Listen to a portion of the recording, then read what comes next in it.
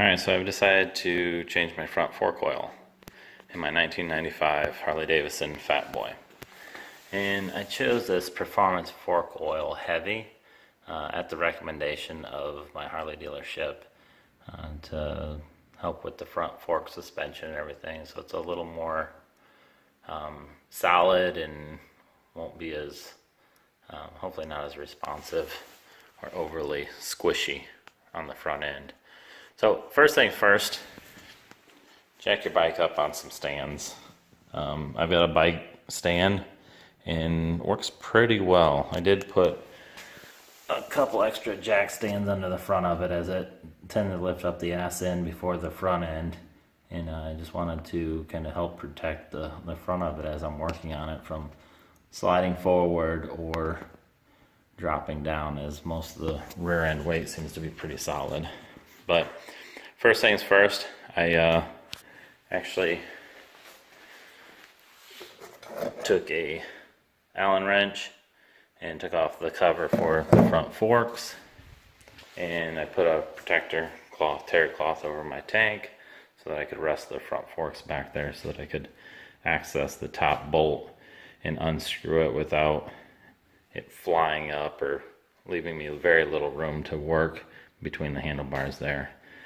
You definitely want to get the bike jacked up in order to prevent the tension on the front wheel and the forks from that spring coming up and potentially losing a finger or worse, damaging anything.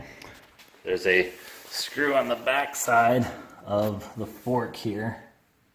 It was a tough little bugger to get out of there.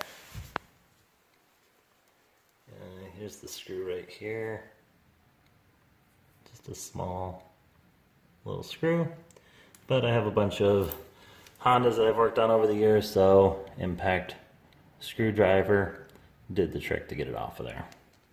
So first thing was first, jacked up the bike and put the oil drain pan below it, popped the bottom seal with the impact driver to get that screw off, and then came to the top here after I'd removed the handlebars and unscrewed this top bolt. It's a pretty big bolt head.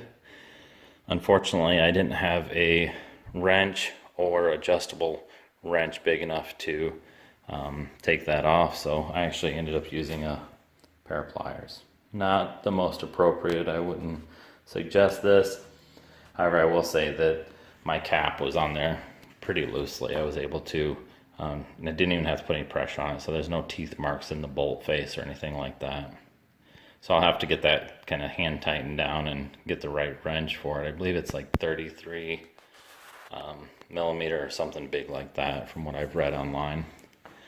What I'm going to do now is, once I pulled that top bolt off, the rest of the fluid drained through pretty well. There's quite a bit of fluid in this drain pan, so I'm going to put that into a cup, measure how much drained out.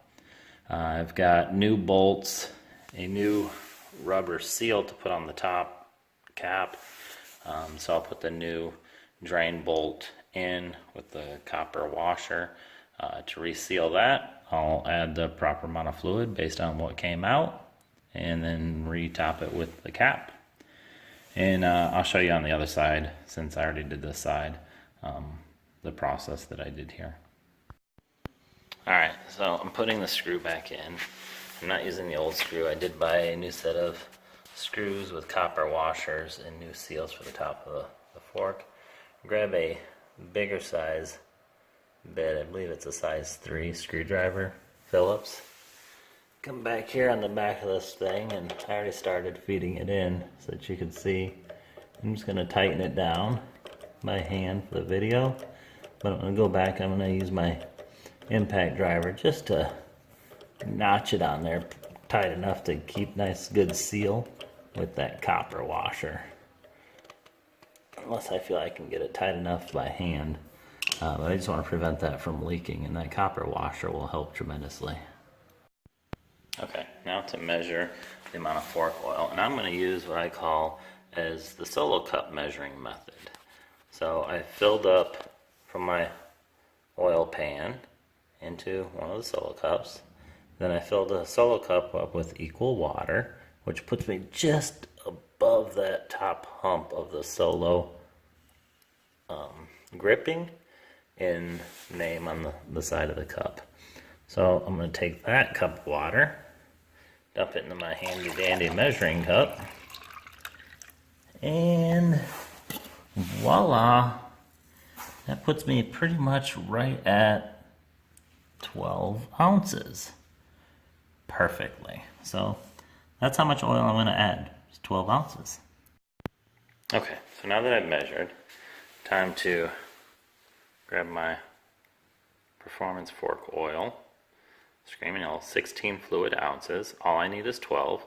So they've got the nice little measuring line on the side. So I'm going to put 12 fluid ounces in there and leave 4 ounces for the other side.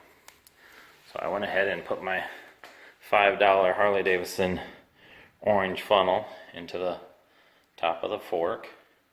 And so now I'm just going to add the fork oil up to 12 ounces. Okay, now that I've removed the funnel and I'm done filling the shock tower with 12 fluid ounces of oil, I'm going to come down to my new seal. And what I did is I put a little bit of the fork oil in the cap. Now, you don't probably have to do this. I do this with pretty much my oil filters and everything to get a little bit of oil on that seal, help it seal. And fork oil smells. I don't know if it's whale oil or what, but they used to use that up until like 1990. So I'm going to set that right in there like that. And I'll clean up around the outside, wipe it off, and go ahead and screw the cap back in. Okay, I reinstalled the cap. So now it's time to go work on the other side. Okay, first things first, I moved the tire and the wheel, the forks all toward the right side. So I can come in and take off that rear bottom Phillips head screw first. I already tried doing it by hand, was not successful, so I'm going to the impact driver with the mallet to drive and back that screw back out. I've already got my drain pan over here. It's much easier when the wheel is canted to the right or left, depending on what side you're working on, for best results. So stay tuned, let me do the impact driver and break that Phillips head screw loose, and then I'll remove it by hand. Alright, so the impact driver worked with great success, so now I just have to continue unscrewing that small Phillips head screw.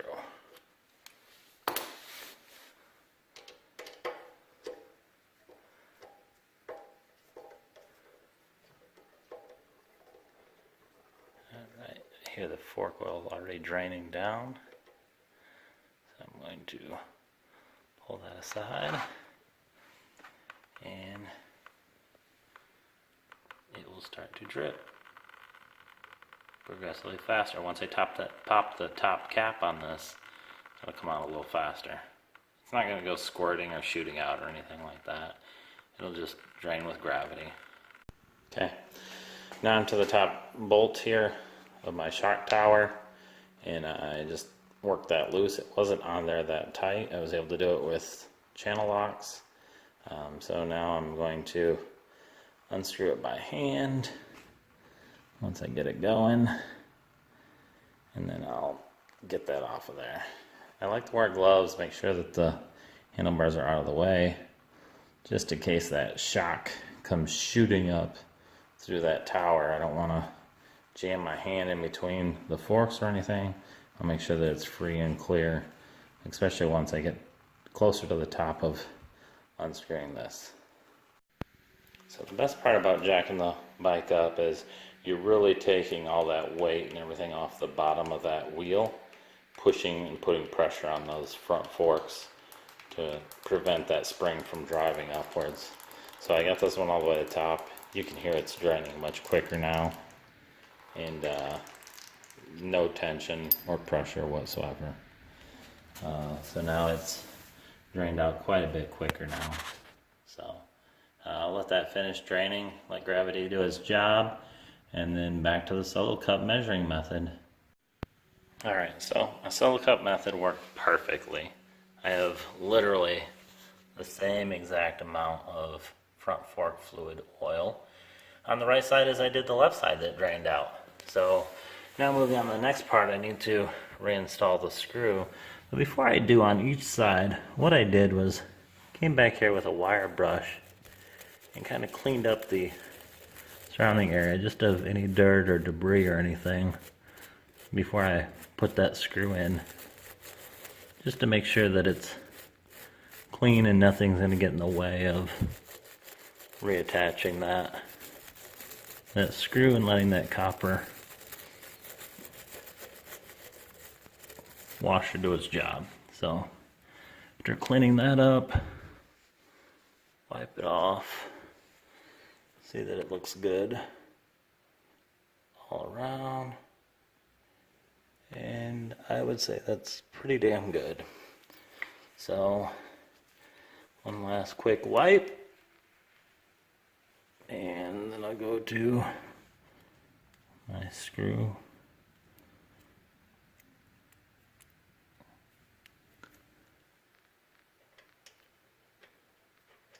And we'll get that starting the thread in there so no more leaks out. And then I'll drive that in with my screwdriver, use the impact driver just to kind of tighten it down on it. It's nice and tight so it doesn't leak. Then back to the process I showed you on the other side as far as popping that seal out, putting the filter, the oil filter on it or funnel, putting 12 ounces of fluid in there, and then putting my cap back on, and then I'll be ready to attach my handlebars and get this thing lowered down and done. Okay, so final step before lowering it down off the jack is to reinstall your handlebars, tighten down your Allen screws, and supplies needed for this job are obviously a funnel, drain pan, a couple solo cups, two 16-ounce canisters of performance fork oil, glove, rags. Absolutely need new seals for the top of the towers on the shock towers, new screws with copper washers, might need a rubber mallet, impact driver to break those Phillips head screws loose at the bottom of the shock tower, regular screwdriver to unscrew and screw in the Phillips screws, a little pick to get the seal pulled out of the top of the shock tower, cleaning brush, and obviously something better than channel locks.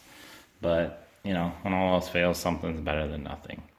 So, and I would say the key, most necessary aspect of this job is having a jack or engine stand or bike lift to support the front forks on that front end so you can do the job without injuring yourself.